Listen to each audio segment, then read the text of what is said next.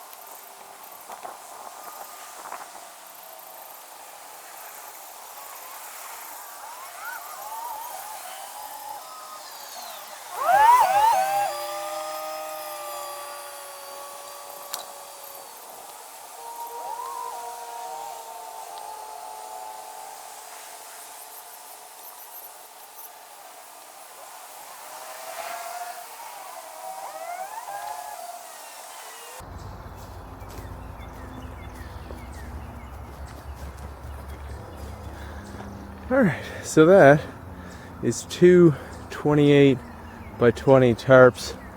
So that would be 1,200 square feet. So half, well, close to 1,200. So half of the area of our actual garden. Cool. So we're gonna let that hopefully just kill out the weeds. Then we'll top coat with compost. And then my goal is to cover it in Dutch clover or white clover, and have a perennial cover crop and plant in between, well, cut sections of the cover crop out as I need to plant, and try to have a really low maintenance bed for general vegetables. Alright, so I'll give you a quick tour of the garden, maybe a little peek at the cold frame, then we'll go inside and see how the transplants are doing. So we're on the east side of the main garden. That's kind of general outline. You can see that little bush right in there at the corner, right there. Then over there to, well, just about where that cold frame is, but about 10 feet more to the right. Whole greenhouse goes back to that big bush, and then that goes over to that bush. So that's 50 by 50, roughly. Right here, although it's hard to see, there's a line of bricks. Right there.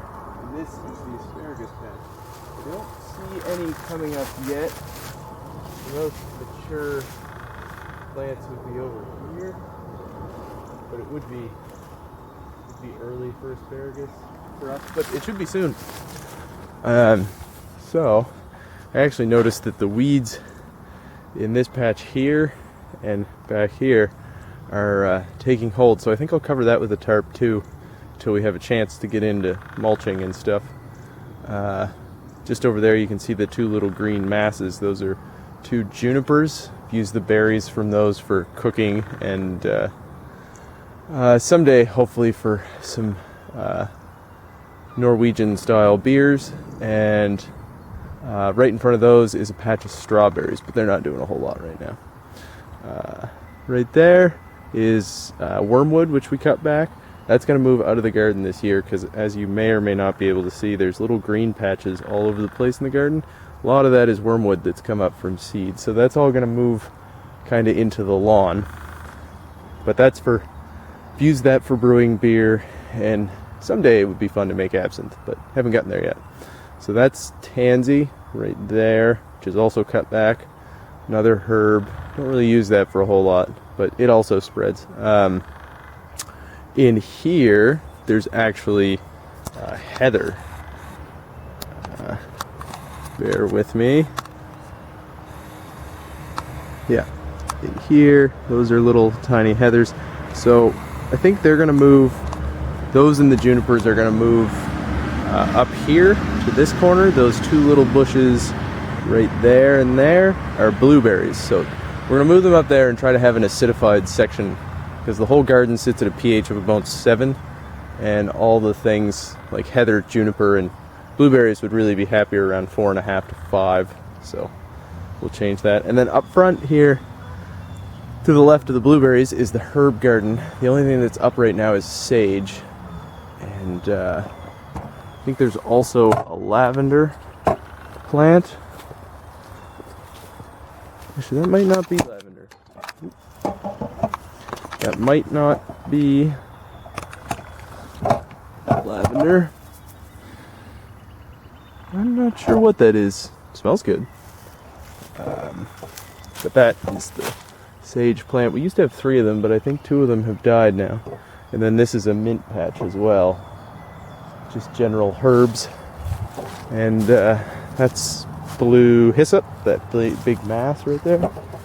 And then this is our cold frame, which we just put up this year. It's got some sensors in it. I'll do a review of the system next year, but you can see it's just got general greens, but we also threw some lettuce seed in there, so the little seedlings that are coming up, those are lettuce. And then there's the same thing on the other side of it. And then you might be able to see, if we're lucky, the inside of the greenhouse. There's a crop growing there in the ground, and that's spinach. I don't want to crack the greenhouse right now because it's not very warm outside, and I don't want the air getting in. But yeah, and then that's the raspberry cane patch, and those are the chickens. Not all of them, but they're pretty inquisitive. Yeah.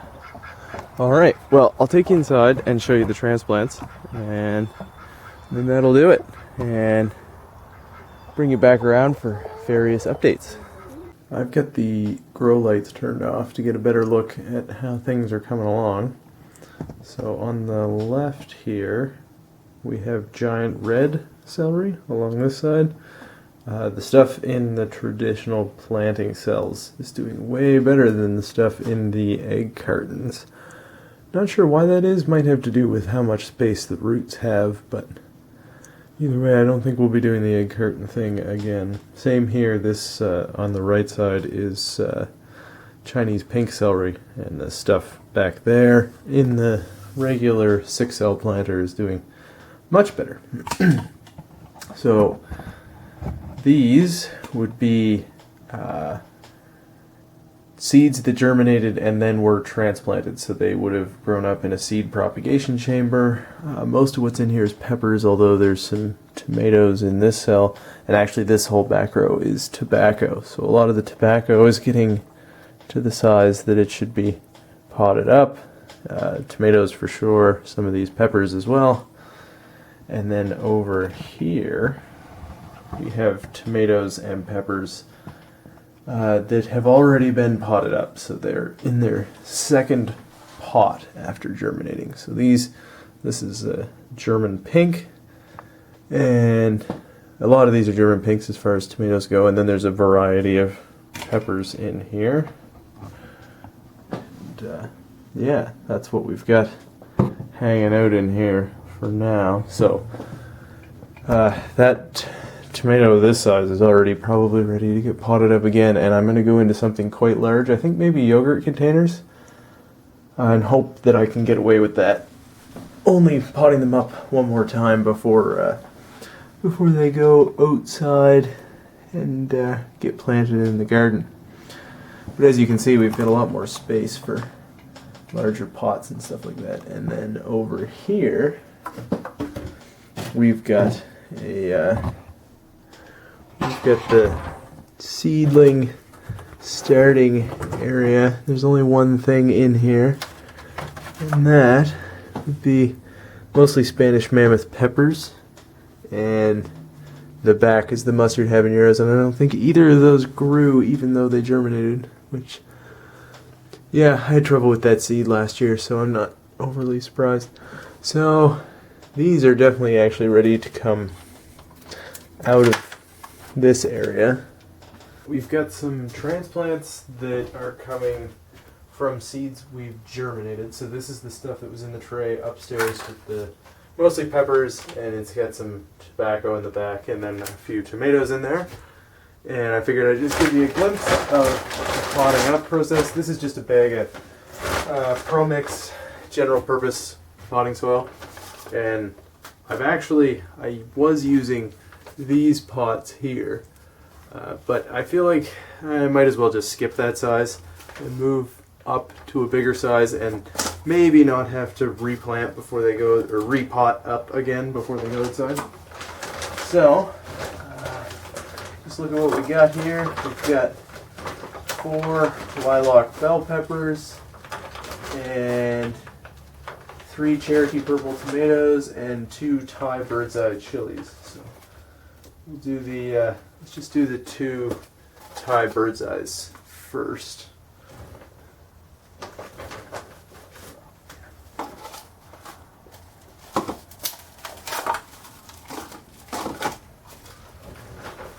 I just rake up some of the compressed potting soil so it's nice and loose. Make sure no big chunks go in there, and if they do, they get broken up.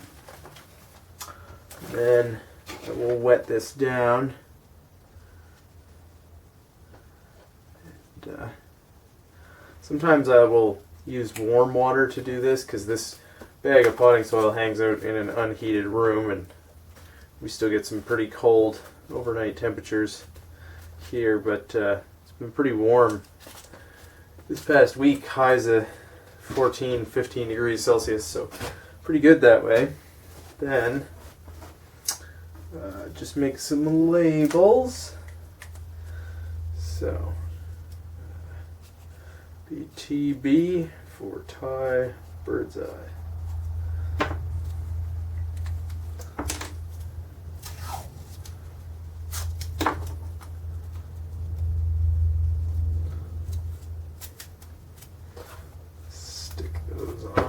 Make sure they actually stick. It's not lovely when the labels fall off and you can't tell what you actually planted. Okay. So, make a decent little hole in the middle of each of those. Make sure we've got the right thing. Break up some of the soil down there. And I like to tap it over the Pro Mix. I'll end up reusing the soil and drop them in there. There. Just try to delicately break apart the roots. You pull lightly. There you go. Nice long root on that one. Have them separate. So then we take each of those, drop them down into the holes that we made. And with peppers, you want to keep the stem at the surface, where the root turns into stem at the surface of the soil. There's no advantage to planting peppers in deeper. Like tomatoes, you can plant with the stem below the surface of the soil, and the stem will root out and create more roots. Peppers don't do that, so there's no advantage to planting them deeper. Okay.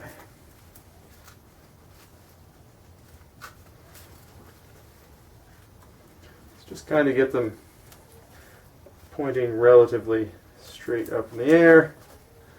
There you go. 2 potted up peppers. Now I'll do this like 5 million times. So we've got our transplants all planted up, and this is all tobacco in here. A lot of it's quite small, but this is the 1,000-year stuff. It's pretty good size for transplanting. The rest of it is a little small, but it all needed to kind of get moving along. And then over in here we've got quite a few peppers, and then it transitions into tomatoes along there. So those were what we just planted up. So those would have germinated and then got planted in some 4-pack cells, and they got to the right size, about 2 inches tall, to get transplanted up. Down here on the bottom shelf we've got the transplants that were already potted up once from these original 4-packs. So they would have grown up in these little 4-packs, and then they got transplanted up into these 3-inch pots here. So these are a set of tomatoes here, and then in the back there is all peppers of varying sizes. And way in the back you can see some onions, red and white, Brunswick yellows and red of Florence. And finally over here we've got the stuff that germinated on paper towels and is now potted up into those 4-cell starter trays. So that's all tomatoes this time. The peppers are pretty well done.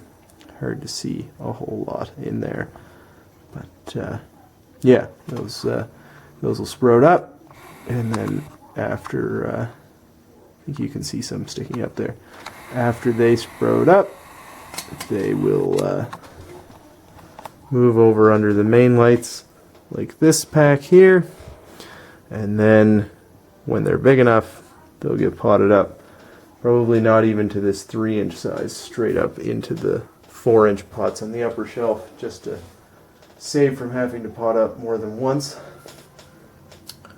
Yeah, so that's the status of the garden. It's currently March 26th, and I'll bring you in next time there's an update. Thanks for watching.